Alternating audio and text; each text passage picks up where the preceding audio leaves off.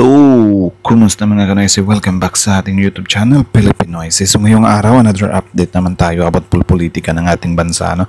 So, ang video to is mula to kay sa iyong araw. So, meron itong pamagat na grabing bad news pati si Senator Bongo at Senator Bato may peligro ng habang buhay na kulong.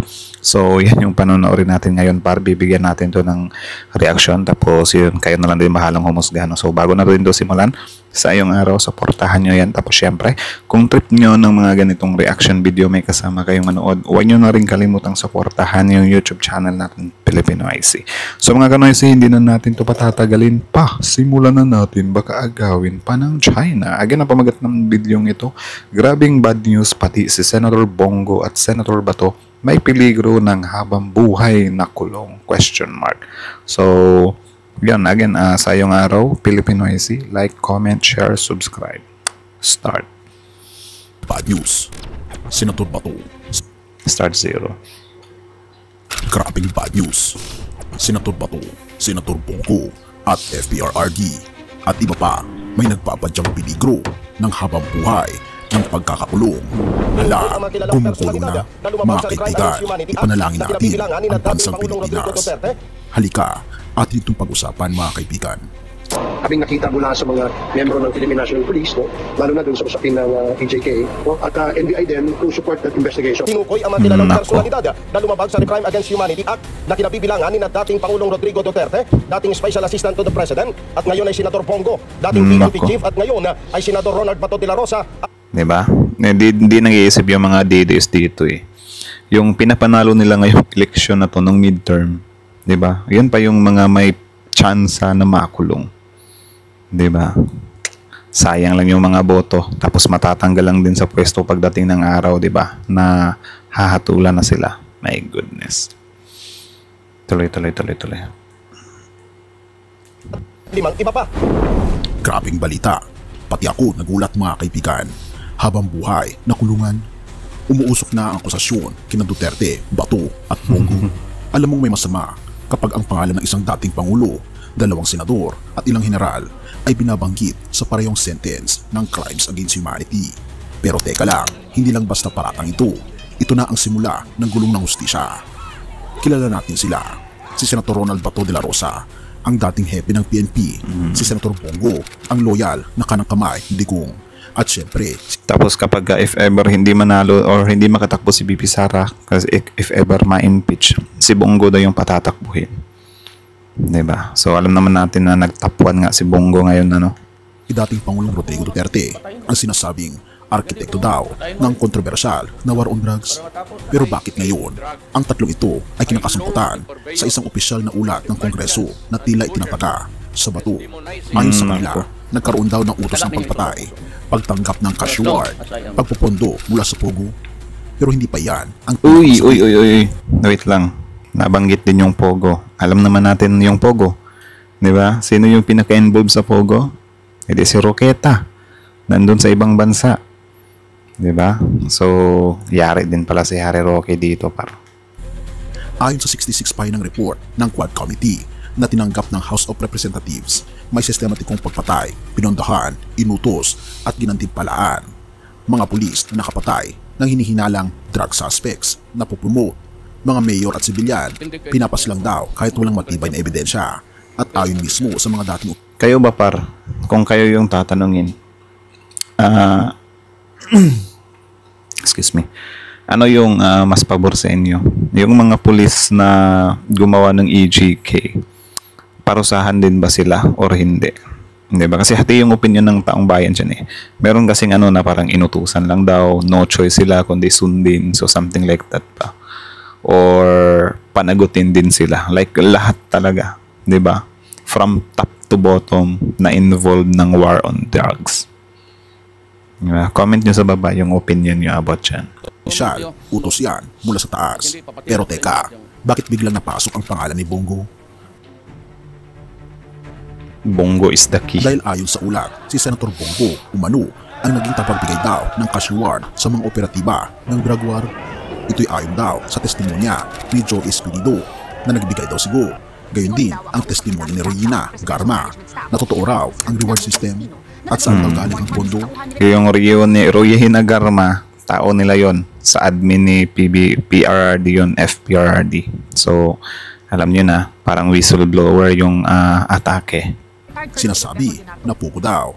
Yes, Philippine offshore gaming operators na ayon sa report, kanlungan ng mga kriminal at Chino na may fake Filipino identity. Pero mas tumindi pa, sangkot din daw sa illegal na droga ang mga anak at kamag-anak ng dating Pangulo. Yun lang. Isa mo pa dito si Congressman Paulo Duterte Yun lang. at pasabog ng Quadcom si Atty. Manasseh Carpio at Michael Yang. Ayon sa mga preso, Sino po sila ba? raw ay I think ito din yung ayaw marinig ng mga DDS talaga eh. Yung magsilabasan, magsisingawan yung baho ng mga Duterte. Kasi yun nga naman alam naman natin na itong mga DDS supporters na to is aware naman talaga sila na may something yung mga sinusuportahan nila. It's just yun nga, napamahal lang na kasi sa kanila eh. 'Di ba? Napamahal na sa kanila. So kahit na harap-harapan yung pagkakamali, never nilang i-hate yan para. may Tunay ari na may-ari ng ng mga 6.4 drogang billion ito. piso na drug Ang mga shipment. tunay na nag-angkat Sila daw o ang nagbigay nag-import nito. ng go signal sa container ng droga. Pero teka, hindi pa dyan natatapos. Dahil ang Tinukoy pinakamatinding ang mga kilalang personalidad ang na lumabag sa rekomendasyon Republic Act na kasuhan ng 981 murder or at crimes against humanity na ang mga kinabibilangan ni sumusunod. dating Pangulong Una Rodrigo dito, Duterte. ang dating This day, Pangulo Rodrigo Duterte. Kahit na ito must agree ay nasa ICC, with what in governance isunod mo dito si Senator Pato de la Rosa. Nako. At pangatlo, si Senator Christopher Bongo. Ayan na. Isa mo pa dito, nasabi ay sangkot din ang dating hepe ng PNP na si Yung mga Oscar hepe Pagade, De Bolsinas, Rina Garma at Edelberto Danao. Leonardo.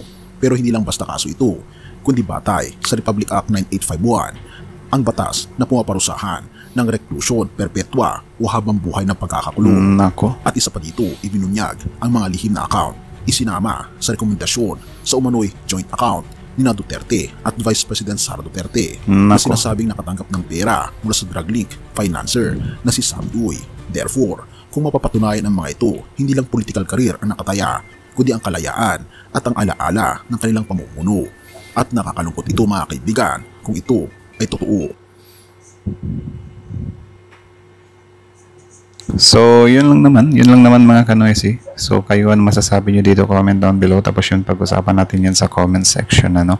So, again, kita nyo naman yun. Though, alam naman na talaga natin na grabe yung involvement talaga ni Senator Bato at ni Senator Bongo sa mga pinagagawa ng FPRRD, di ba?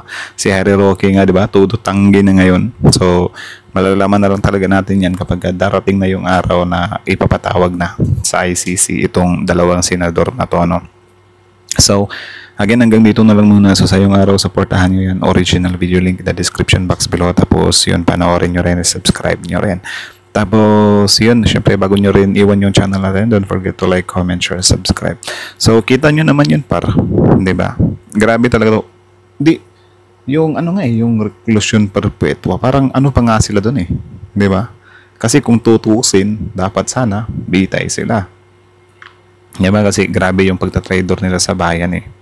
Diba? Tapos reclusion perpetua lang. Tapos, you know, mahirap din naman. Dito kasi sa bansa natin, par, mga politiko natin, parang bihira lang talaga yung ano, yung napaparusahan yung politiko. Diba? Parang nakakalabas lang. Magugulat ka na lang. Sobrang bigat ng mga kaso. Yung iba, graft, plunder, corruption, or whatsoever. Magugulat ka na lang talaga. Nakakalaya pa. Diba? Yung iba, tumatakbo pa ulit. So parang sobrang hirap talaga ng politika dito sa bansa.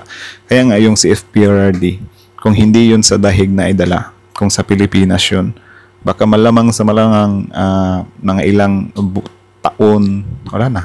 Nakakalaya na yan. 'Di ba? Kasi dito sa Pilipinas, hindi naman talaga siya about sa justice talaga na plain justice. 'Di ba? Para sa mga politiko Kundi dito kasi more on power. Napapansin nyo kapag sino yung nasa kapangyarihan, sila yung malalakas. Kapag sila na yung wala sa kapangyarihan, puro na sila kinakasuhan, pinapakulong, or whatsoever. Tapos yun, magugulat na lang tayo, nakakalaya din naman. Diba? Gugulat na lang tayo, tatakbo ulit. So, parang hirap nating i-judge talaga dito sa bansang Pilipinas yung yung justice para sa mga politicians. Kaya nga, for me, parang mas okay na yun na si FPRRD is doon siya sa dahig dinala, kasi kung dito ngayon sa Pilipinas, malamang sa malamang matagal na yun nakalaya. 'Di ba? Matagal na yung binail. Tapos syempre kapag binail, pinalaya, anong kasunod doon? Magtatago na. Gaya nila Kibuloy, gaya nila Banta, gaya nila Harry Roque. 'Di ba? So wala nang justice. Hindi na masiserve yung justice. 'Di ba? So parang ganoon. Kita niyo naman kay VP Sara, sobrang bigat ng article of impeachment. Pero wala. 50-50 na yung impeachment, kung may impeach pa siya or hindi. Kasi about sa power nga, 'di ba? Patunay dyan yung mga senador na mga Duterte. 'Di ba? Na since nandyan sila sa pwesto, gagawin nila ang lahat. Napigilan yung impeachment, 'di ba? Without watching or seeing the impeachment or yung mga pagkakamali ni Bibi Sara. Alam niyo yung ganyan. Which is nakakalungkot bansang Pilipinas. So anyways, hanggang dito na lang muna. So kayo, comment down your opinion below and then let's talk about it in the comment section. So again, Filipino IC. Sa yung araw, like, comment, share, subscribe. Filipino IC is out.